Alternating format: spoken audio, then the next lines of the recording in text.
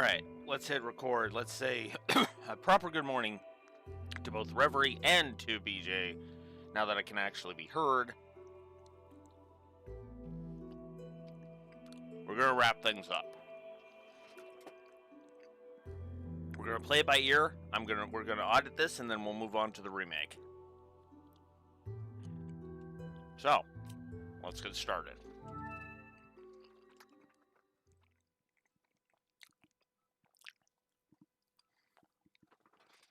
So,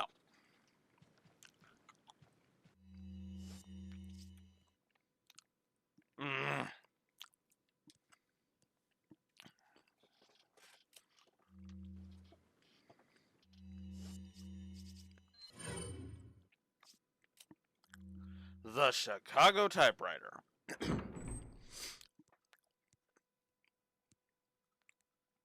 So, this thing might as well be as powerful as the hand cannon. And the reason for that, as I will demonstrate in a moment, is because it is infinite ammo and it has an insane amount of power to it. So, for example, here in this cage that gave me so much problem, we're still on pro, by the way. Hey, notice how we're just shredding through everything now.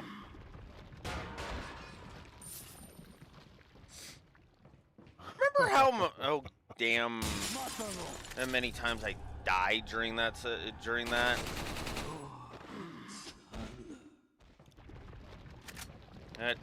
Well, that's not a thing in this version with this gun, because this gun shreds through everything. And because of the nature of how the fact that we can kill parasites by killing the body, yeah, parasites aren't even a freaking problem in this with this gun.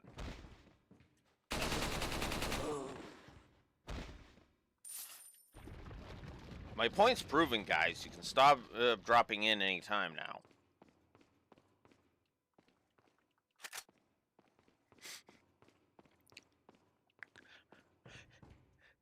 My point's being proven so hard that I literally dealt with the most of the heavy threats before the frickin' reinforcements showed up. That's just funny. But to continue my point, notice how that Type 3 parasite is was already gone and already evaporated.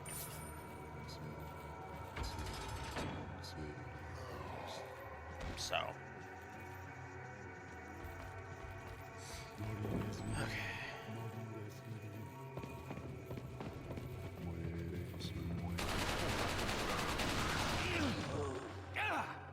Get off me.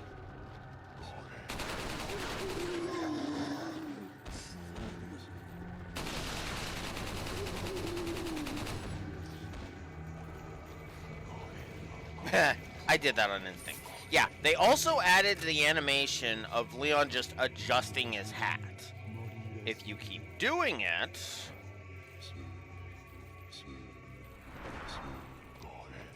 you get that.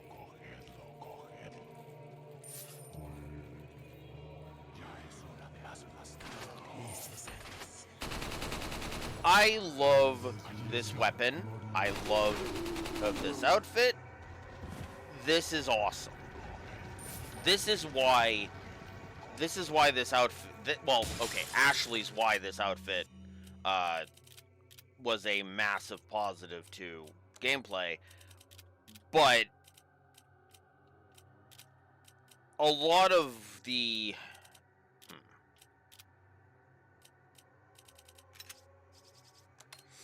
but a lot of time, effort, and everything really was put into making this outfit fun as hell. And that's the thing that I want to highlight. They didn't need to do it, right? They didn't need to make an outfit that was ridiculously fun. But they did. No.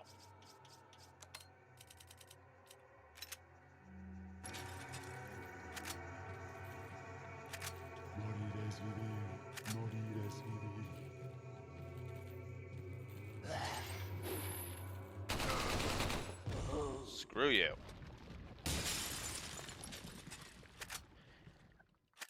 Also, that animation is only with the Chicago typewriter, by the way. Just pointing that out.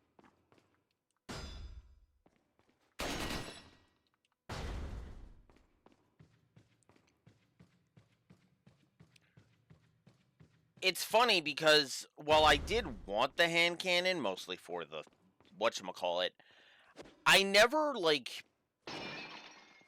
felt the need to demand that to try and get the hand cannon in any of my other files. The Chicago typewriter is my addition to the hand cannon because it's infinitely easier to get your hands on it. It's way more interesting because it comes complete with a with that bonus animation.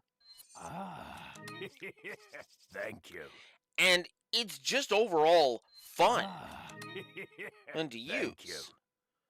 So I'm more inclined to like the Chicago typewriter than the frickin' hand cannon, because the hand cannon, especially considering the hand cannon, even has to be frickin' upgraded to get to the point where it's just an infinite use destroy everything weapon, right?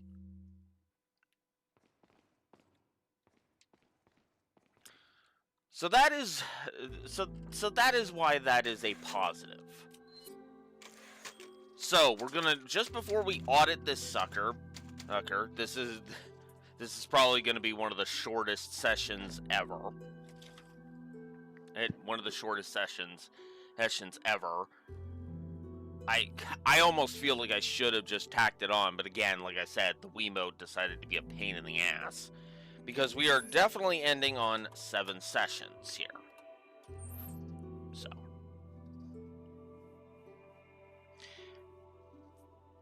The cheat flag is up because I did cheat in the hand cannon. That's not that is fair to say. So.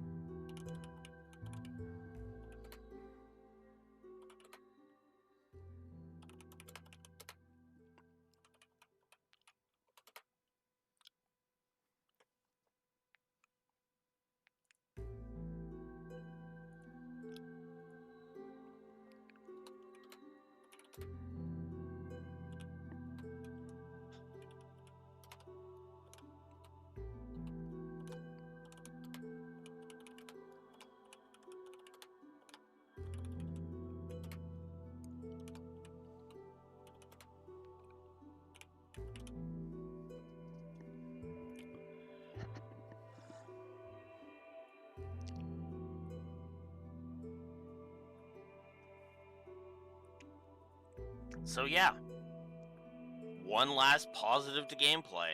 which means, yes, we are ending with a cool 100 positives to gameplay going into the audit.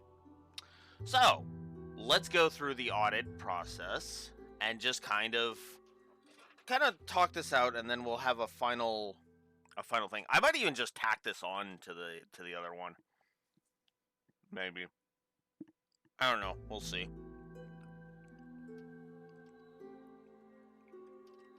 You know what? I'll try and increase it to about an hour. I'll play a bit of Mercenary, try a bit of Mercenaries again. Show off the different characters. That's what I'll do.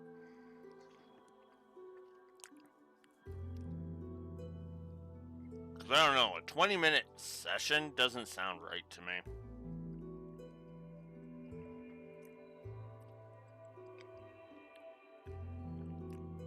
So, for the story, I gave animation, I gave atmosphere and tone.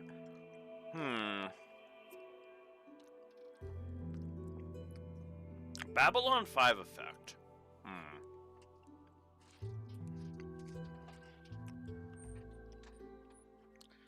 I'm gonna say no. Mostly because... Good morning, Neko. Mostly because I don't think anything has changed once you know everything. I think this is another case of coming back to this game in hindsight after future games. I think that's the Babylon 5 effect here. And that doesn't count. That's external continuity to other stuff. Background lore I gave. Banter, not really. There really wasn't enough of it to warrant it. Branching narrative? No. At most, there was the Princess Peach section, and even that really didn't have anything story-wise. Brickwork, I've said my piece. Camera work, I've said my piece. That's thanks to the Do I Agree With list, which, fresh reminder, I've already done.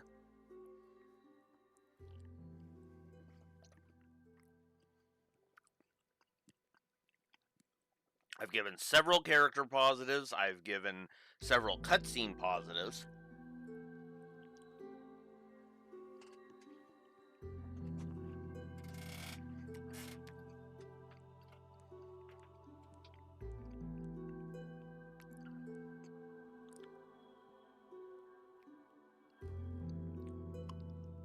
And consequence storytelling, eh. No cutscene incompetence. So I'm not gonna say cutscene incompetence. I'm not gonna be that mean.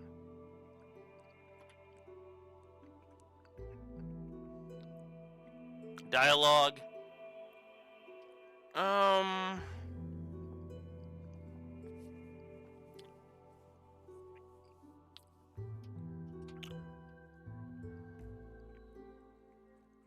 I don't think I'm feeling the dialogue in this one.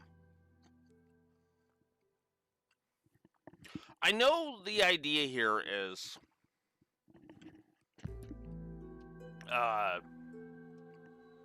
whatchamacallit, is all those humor lines, but I feel those are more jokes rather than the dialogue popping.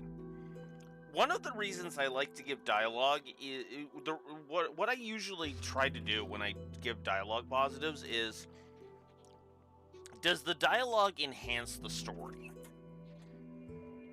The jokes are funny in this game, yes, but I don't think the moment-to-moment dialogue is all that interesting.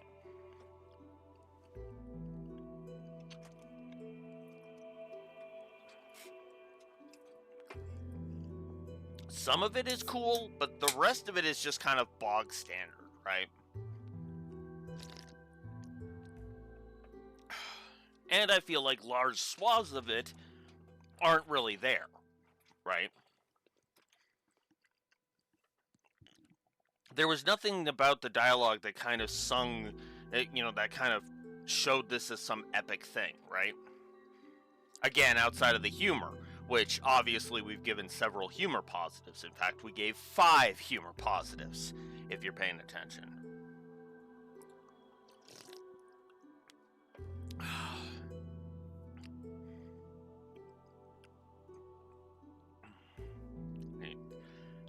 So yeah. Doodads, I'm pretty sure the do I agree with list added. Or did I already have that on the board?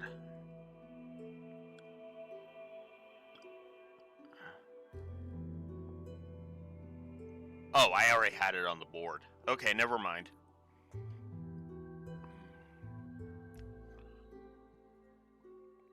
Yeah. No empty text. There was absolutely no empty text. Thank fuck.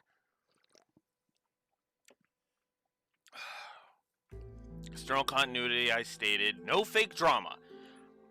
I know some people might want to argue Ashley for that, and they're free to, but they're not going to convince me.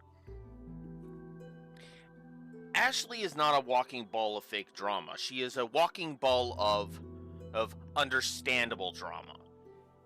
As I mentioned, with the humor positive I gave for I see the president's equipped his daughter with ballistics too. There's a reason why I contrasted that by also giving a positive to the moment of Ashley getting really fucking pissy at Lewis for that line. Because as I stated back when we did the house, that makes perfect sense to me. You know?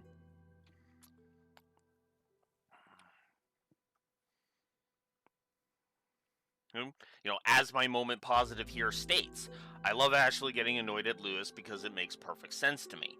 She is in a dangerous situation and now some random man's hitting and she's never met and starts hitting on her? Yeah, no, she had the right reaction. Action. Especially in this day and age, right? If Ashley reacted that way to a guy hitting on her today, she'd be seen as this progressive, strong woman, instead of being mocked as effectively mocked as an arrogant cunt, and like she was, which still doesn't make any sense to me. But we'll leave that alone. Oh, right. I also in that moment gave Ashley credit for recognizing that Lewis was hitting on her.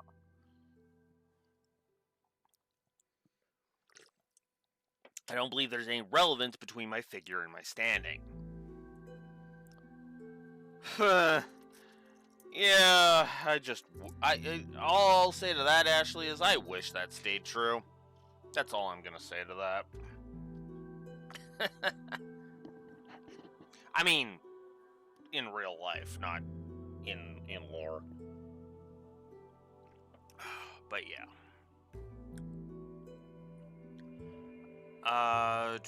Foreshadowing, yeah. Yeah, humor, the aforementioned 5 positives I mentioned. The integration and segregation, yep. This is one that I knew, okay, I knew I was forgetting something, and then I was pretty sure, but I wanted to save it for here. Internal continuity. Hear me out on this one, because I'm sure this is probably one where I will stand alone.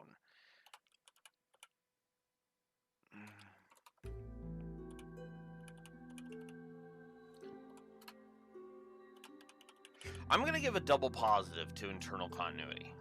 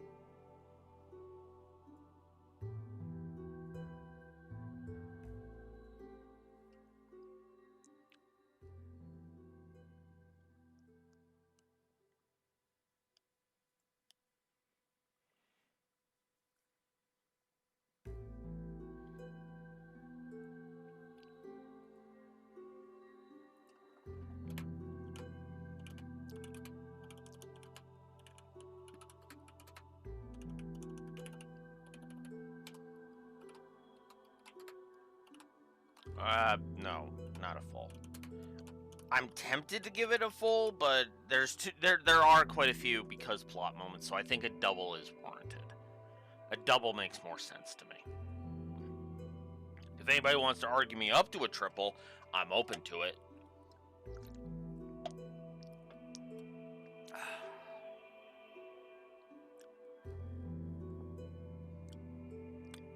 In the meantime, intro said my piece, lighting.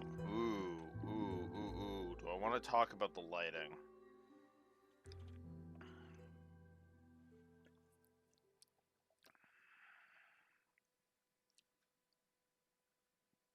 I think the lighting is a wash, honestly. Localization. I'm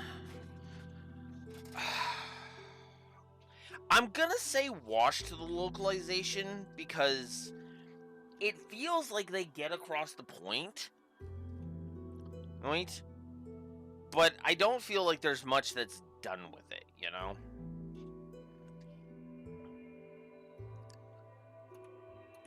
Moments, I've given several. MSQ, I've given a few.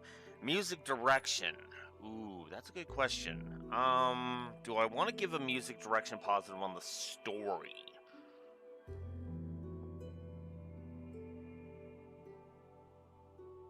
You know what? Actually, yes.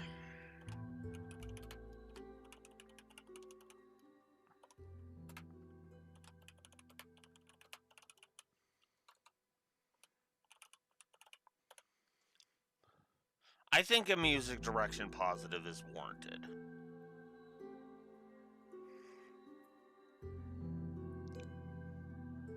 Assuming I haven't already given, but it looks like I did not. So, yeah, a general one I think is appropriate. NPC set dressing and Limblom effect. No, but honestly, that's actually a good thing. If there was Limblom effect in here, I think that would actually kind of hinder this because, again, we're supposed to only really see cultists in this game outside of the named characters. Well, the named good guy / chaotic neutral characters anyway. Outro, I've said my piece. Pacing and padding. There's no padding, but the pacing is excellent. There was no real primary optional stuff. As I said, there was one Princess Peach section, and I decided not to give it a story positive. Secondary sound design, I gave. Sprite work, yeah. Story sequencing. Ooh.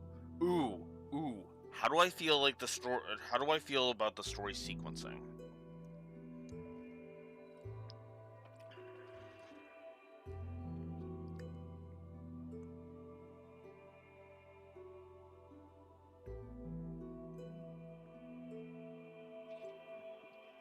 I think I'm actually going to give a story sequencing positive, assuming I haven't already.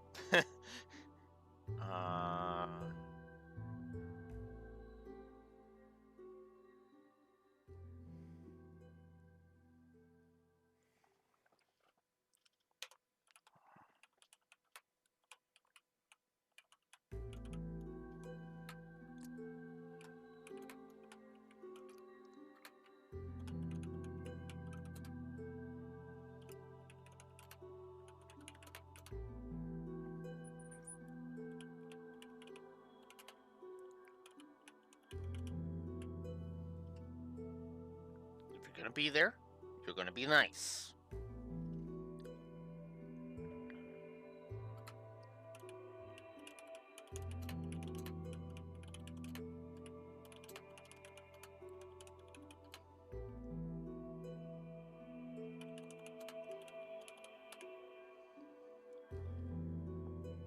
I'll give a story sequencing positive.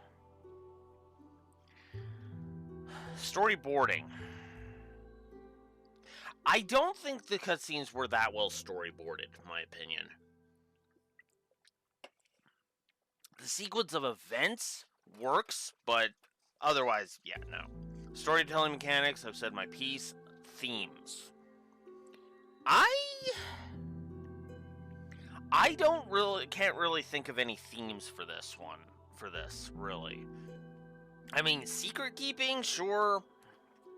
Once you start sniffing my pizza pops, you're done. You're done. Go away.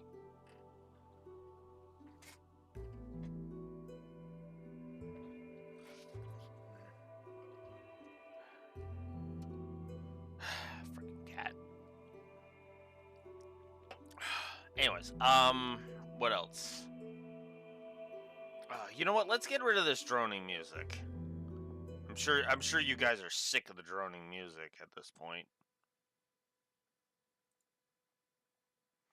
So OBS actually lets me cut it off for both you and that. Huh. Neato. Let's get some music going. Let's just get some Trails music going.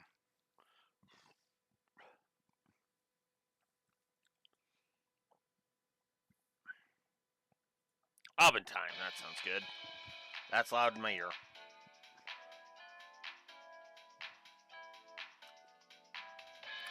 Alright. So, themes, I can't really think of any. Visual continuity. I mean, it's really just Leon's jacket, and I don't feel like I should give a positive to that. Because he's only in that jacket until the end of 1-1, and then he's out of it for the rest of the game. Which kind of feels a little if you ask me.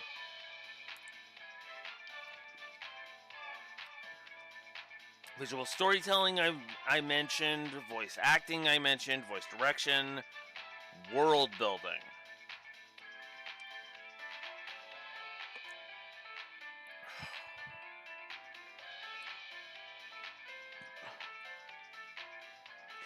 I don't know if I want to give a world building positive. I don't think this really builds up the world of Resident Evil. In Resident Evil 2, the world building in regards to Umbrella through the backstory stuff was actually really good. But here, it just kind of feels like Los Illuminados are like the villain faction of the week, you know? They're not going to be mentioned past RE4. And that's kind of the problem with them. So that's why I'm not going to give a world building positive. But that is it. That is indeed it for the story. So the audit did actually increase the story score by a little bit. And put us at 62 story positives, and I didn't add any negatives. Which means 62. Ew. Let's move on to the gameplay now. Alright, all roads lead to Rome. Yeah. And, I mean, I could say that for the weapons, but the weapons kind of are going to be the similar loadout between players, really. You know, some players might even just prefer to have, like, you know, 2 weapons instead of multiple. Animations, I gave quite a few, if I'm not mistaken. Yes, I actually gave 2. Well, I didn't give a lot, but I gave 2. One for, the random animations, and then one for the death animations. Audio spam, no. I am not giving an audio spam negative. Again, I know some people would want me to give it to, say that about Ashley. Fuck no.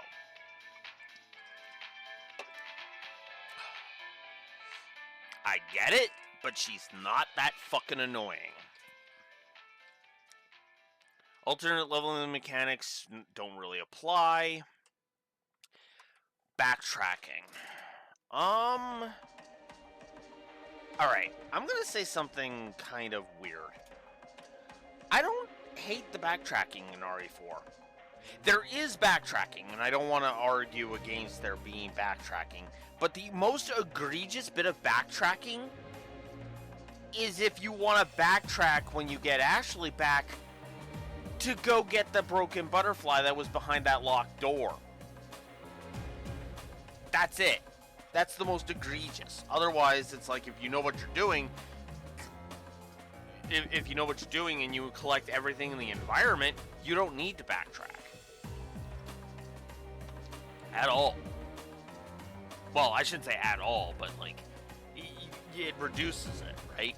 The insignia key, right at, right after the Leon's encounter with Chief Mendez, right? You carry the same blood as us, it seems. You know that scene? Yeah. If you got the key before getting that, before seeing that scene, you don't have to backtrack and get the optional one where Ada saves you from him, you know? So, there was no real bestiary. Bosses, I've given several I've given a few positives. Bugs, didn't really encounter any. My controller had more bugs than the game did. Builds and combos. I mean, you can kind of load yourself out, but otherwise, not really. Camera was fine. The built-in cheats, there aren't any in this version. Choices, there's no co-op. Oh, yeah, RE4, if you want RE4 co-op, you play RE5. That's what that is. And yes, absolutely, I'm giving a triple positive to co-op in RE5 when we get there. You can't convince me otherwise. Guys, online and local full campaign co-op, that's a triple positive if I've ever fucking heard it. I could have Beach sitting right there and plowing through RE5 with me, or he could be at his place, and playing RE5 with me. You know? Anyways. Core combat. I mean, it's fine. I've given a bunch of, like, positives to, like, the kit and stuff. I don't feel like there's enough of, like, the actual, like, running around and shooting that it feels as good, you know?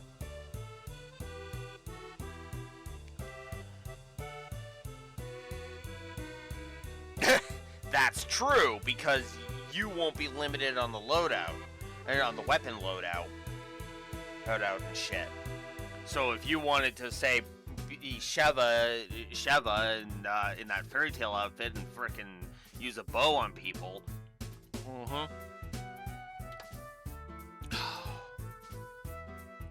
By the way, no, I'm not gonna restrict you from changing Sheva's costume because I'm not a jackass. That's true, too. That's very true. That's very true. Have I played RE5 on the Xbox? Oh. That's a good question, actually. One I'll have to look into a little bit later when I figure out where the hell my Xbox controller went. Anyways. But yeah. Core mechanics, cosmetics. Speaking of, I'm not gonna give a positive to the cosmetics. The reason why I gave the gangster outfit a triple positive is more to do with Ashley being immortal and that being fucking amazeballs rather than the aesthetic of Leon in a gangster outfit. Though that frickin' Chicago typewriter animation is still cool, make no mistake. Crafting, no crashes. Difficulty, well, again, no game crashes. Difficulty and curve, I've said my piece. Difficulty options. Durability doesn't apply. Early game was fine. Oh, economy. Ooh, right. Prices at the shop. Do I want to give a positive to the economy of the shop and how easily you get money?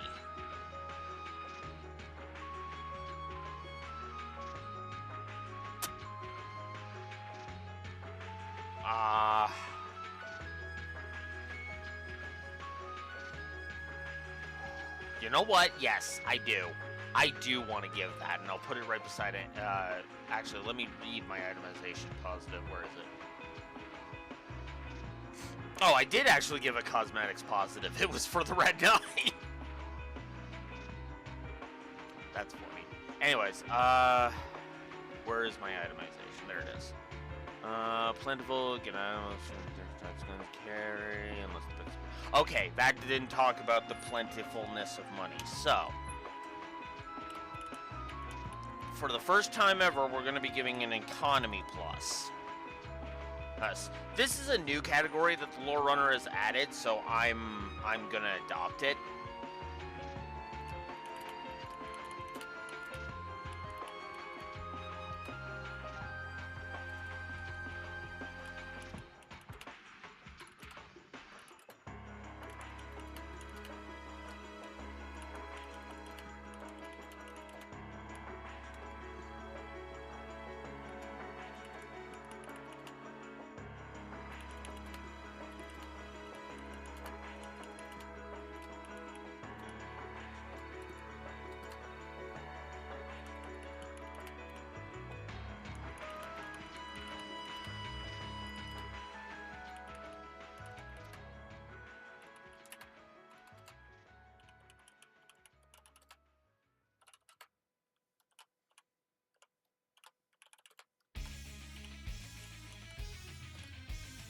So yes, absolutely positive to that.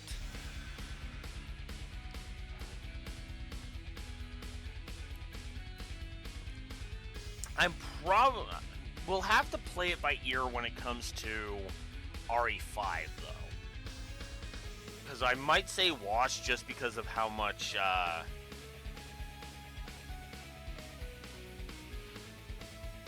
come on. Just because of the nature of how that works. But we'll see. But yeah, economy, cool.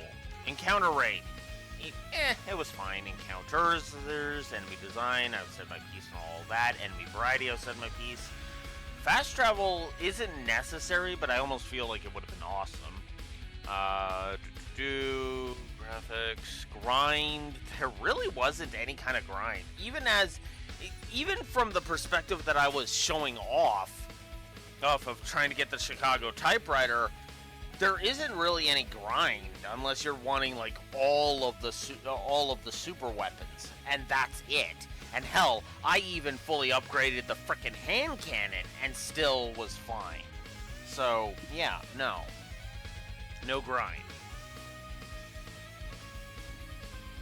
And guidance and flow of exploration I've mentioned. Hubs and towns, not really. The HUD.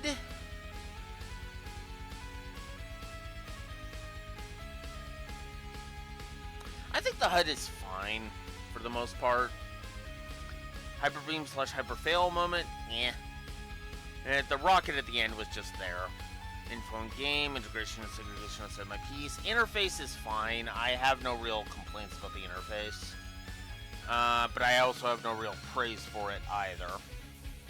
Kit, yeah, I've said my piece there. Late game, aim, level scaling, lighting, eh. There's only really kind of the log for like the communications things, you know, like the camera thing, like when we're talking to Hunnigan. So no, that doesn't count.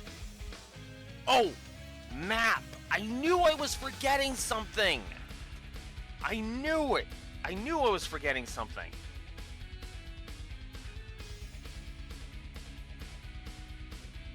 Where do I want to put this?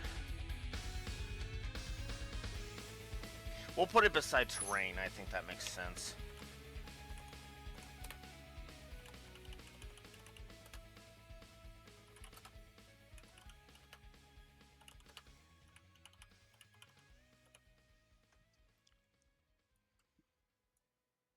Absolutely, we have to give a positive to the map. The map is excellent. There's no real mini-map, mid-game, mission checkpoints, I've said my piece, MSQ, mod support, music. Music is a wash to me. I'm just kind of there on that. New Game Plus, I've said my piece. Options are a wash. Overworld design, we've said our piece. Pacing, padding, party AI is not really a thing because your only real party AI is Lewis, and that's okay. He does okay. Penalty for failure, I mean, you're not really punished all that much. Post game, power progression curve, speech sections, quality of life, replayability. I've said my piece already. Raspberry Jam, respec, save systems, seconds and minutes, secondary song, sound, strategic layer building, starting options, terrain, trash design, traversal, pathfinding, tutorialization, unintentional skipping, unskippable cutscenes doesn't apply because you can skip every single cutscene in the game. Viscerality, I've said my piece, visual continuity, visual distinction, walkthroughitis, and Yoshi drums. Alright. So that's it. So the audit actually added a couple of positives, believe it or not. And that's it. Which means our final score, or for our final totals for Resident Evil 4, for specifically the Wii version, though this will apply to every post-GameCube version, let's just be real about this, is 62 story positives, which is a fuck of a lot higher than I thought it was going to be, I'll be honest with you. 1 story negative, which is a fuck of a lot lower than I thought it was going to be, I'll be honest with you. 102 positives to gameplay, which, okay, it is more than I thought it was going to be, but that's still pretty damn good. And 17 gameplay negatives. That means, which actually is less than I thought it was going to be, actually. I'll be honest. I could have sworn there was more shit that pissed me off in this thing. But that means, at the end of the day, our final score for Resident Evil 4, again, specifically the Wii version, is plus 61 to gameplay and plus 61 to story, plus 85 to gameplay.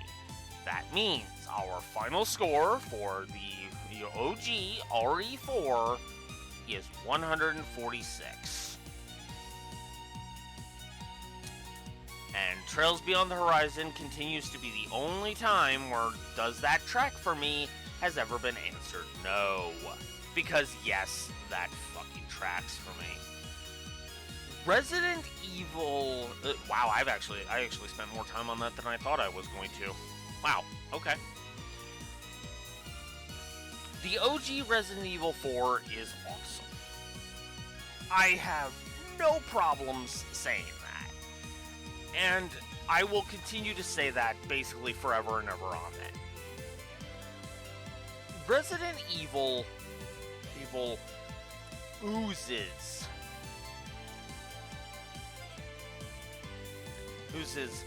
awesome to me. And it's one of those experiences that I will forever be grateful that I've experienced. For those curious,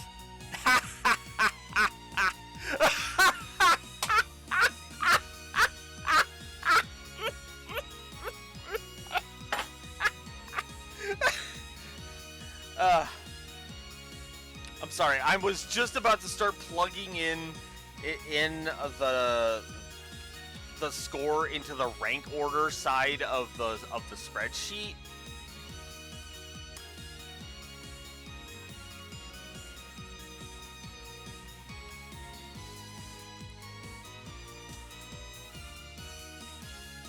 It beat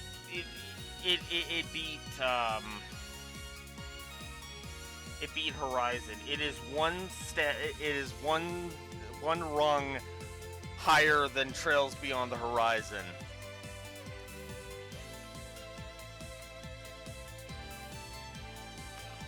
Wow. That's funny. That's funny. It's also a point I stand behind, by the way.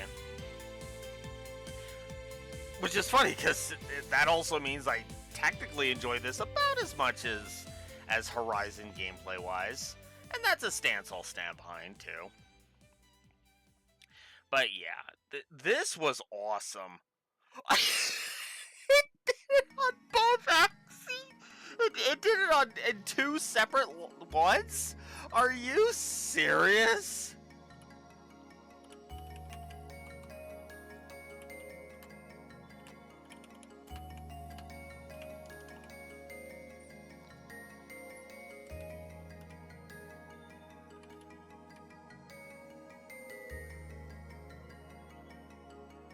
Wow. Oh, man, that's funny. Okay, I gotta see gameplay. Alright, 85. Where are we? Oh my...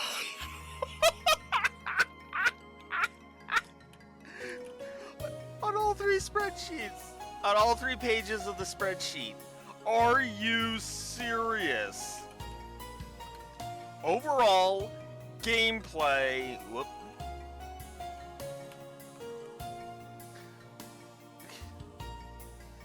You've gotta be kidding me. Oh, that is too funny.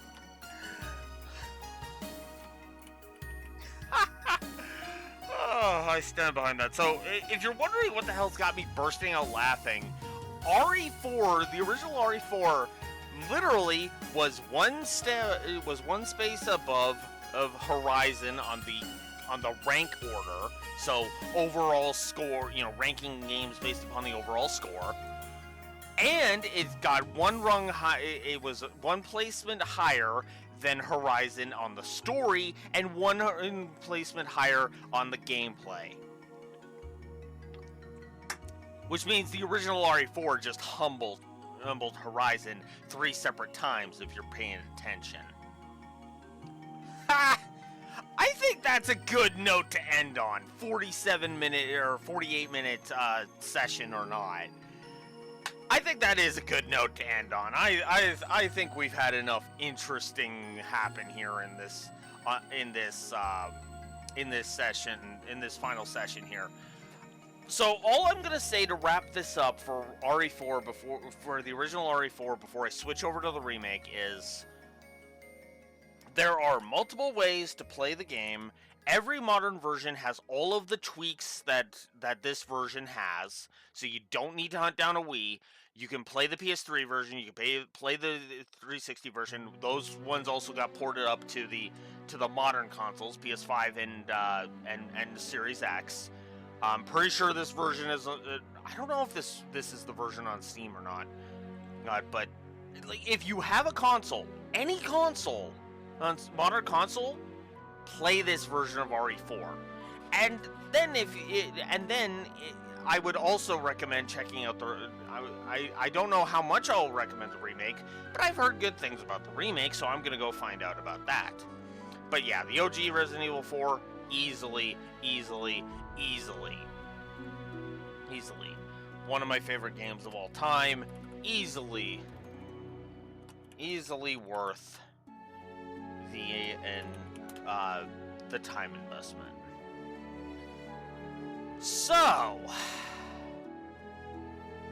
yeah.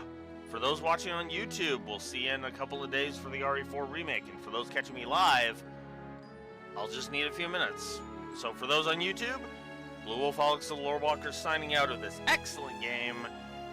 Have a good one.